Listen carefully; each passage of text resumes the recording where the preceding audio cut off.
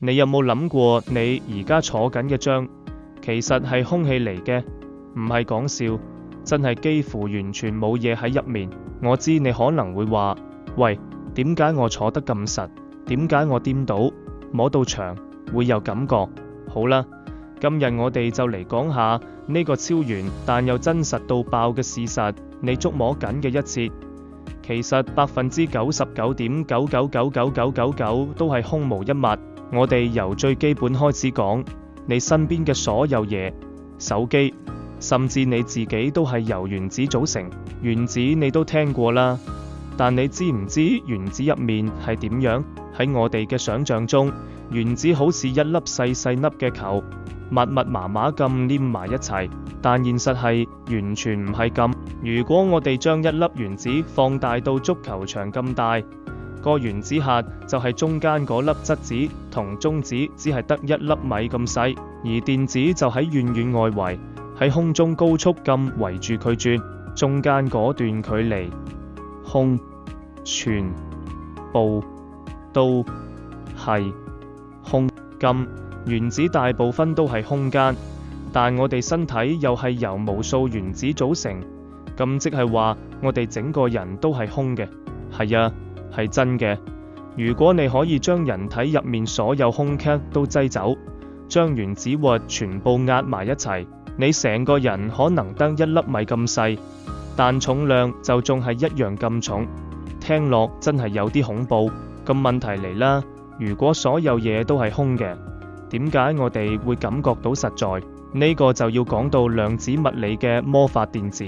當你用手掂面，其實你隻手入面嘅電子同面入面嘅電子並冇真係接觸到，佢哋只係因為電磁力互相排斥，所以你感覺到阻力，覺得掂到咗，即係話你一世都冇真真正正摸過任何嘢，包括你最愛嗰個人，你哋之間永遠都隔咗一層無形嘅電磁力，浪漫又殘酷，係咪？而且更神奇嘅係，就算原子核都唔係實心嘅，入面嘅質子、中子再拆落去，其實都係由更細嘅基本粒子夸克組成，但夸克都唔係一粒實體，佢哋更似一種能量震動。所以講到底，你、我、牆、星星，全世界所有物質都只係能量場入面嘅波動，係震動，唔係實物。換句話講，物質根本唔存在。我哋成日話現實世界，但所謂嘅現實其實係我哋腦入面一個模型，我哋嘅感官幫我哋翻譯呢個世界，但翻譯永遠都唔係原文。你摸到實，聽到聲，見到色彩，全部都係腦嘅詮釋。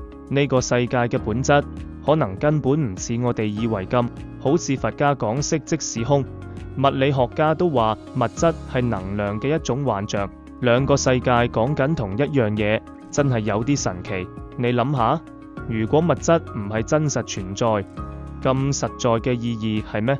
我哋嘅世界係咪只係一個巨大嘅能量幻象？又或者呢個宇宙其實係某種意識底下嘅投影？當你再下一次摸到面，企喺地板上，諗一諗你以為嘅實在，可能只係空無入面嘅一個震動。咁我想問大家一句，如果所有嘢都係空嘅，咁你又係乜嘢？係一堆粒子，定係一個意識？又或者只係宇宙自己喺度做夢？留個位俾你諗，下次我哋再講意識究竟係咩嚟？佢會唔會先於物質存在？記住，你睇到嘅世界可能根本唔存在於外面，而係存在喺你個心入面。